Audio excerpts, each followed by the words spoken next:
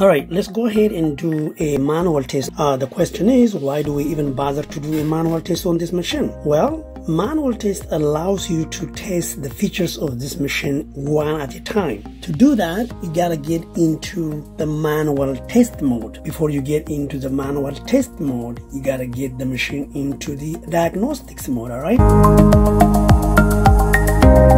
Now, let's speak in terms of clicks. Let's call this a click. Each and every turn, I'm gonna call it a click.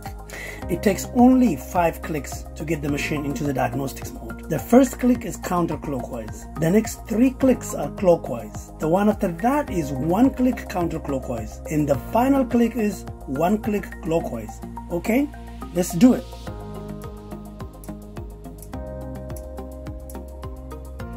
There you have it. The machine is now in the diagnostics mode, okay?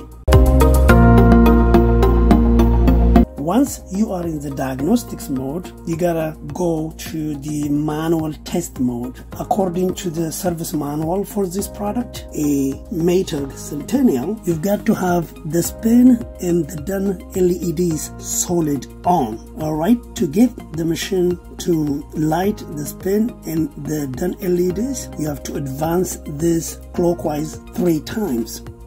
1, 2, 3. The machine is now in the manual test mode, but getting these 2 LEDs to light up is not enough. Once you light them up, you're supposed to engage the manual test mode. To engage it, you press the start button just once. Here we go. We are now in the manual test mode.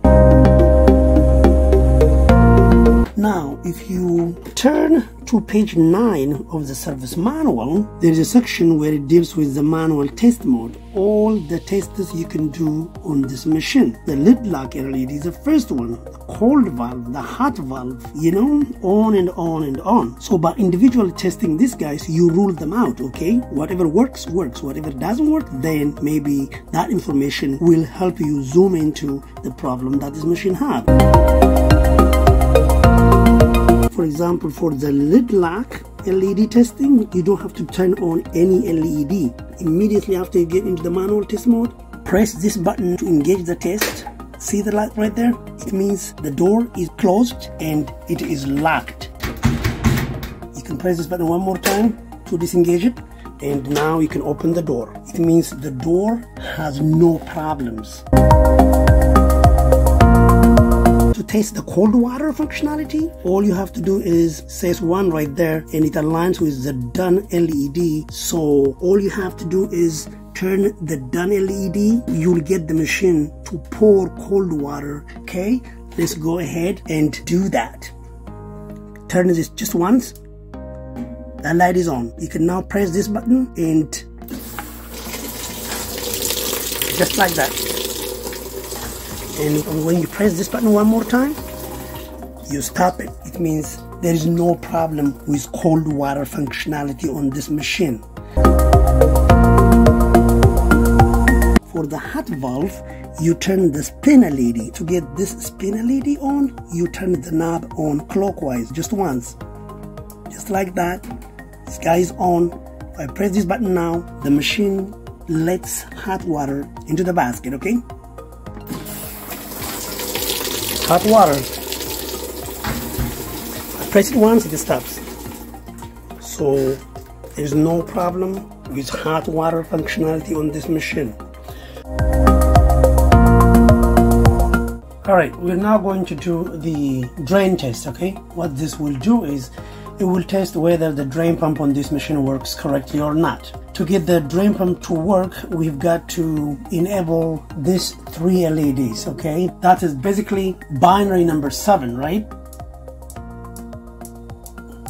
You turn it 7 times, and you've got those 3 LEDs on. Now, if I enable this, you will see the drain pump running.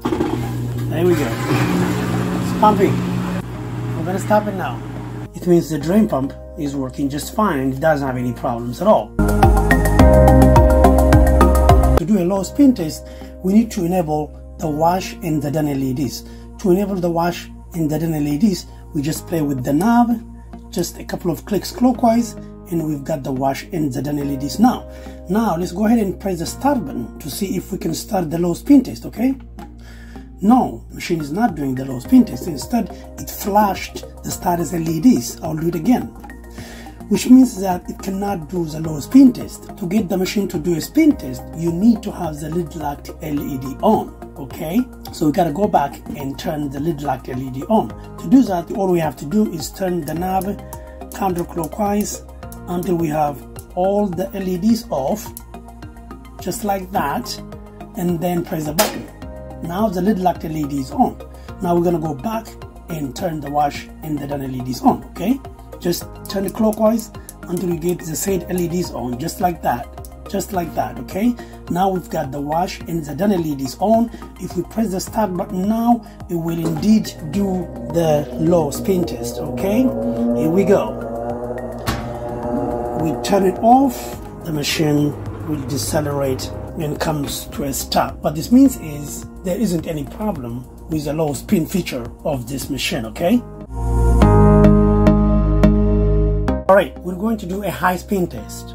To do a high spin test, you need to have the wash and the spin LEDs on, okay? For that, you just turn the knob clockwise just once. Now you have the wash and the spin LEDs on. If I press this button now, you have a high spin test going on. No problems. Alright? To do the gentle agitation test, we have to have the wash, the spin, and the done LEDs on. We already have these two guys on. Turn this once clockwise, just like that. Now the machine is ready to do gentle agitation, alright? Which tells me that the machine has no problem agitating, okay? I'm gonna stop it now. Stopped. To get into the heavy agitation mode, we gotta turn the wash LED and the rinse LEDs, and everybody else would be off. Alright? For that, that's all I need to do. So we've got the wash and the rinse on, but the spin and the done are off. Okay? This guy is a common denominator. He stays on for all types of agitation and spin tests. So I'm gonna go ahead and press this. The machine will now be in the heavy agitation mode, alright? And stop it just like that, and the machine is now off.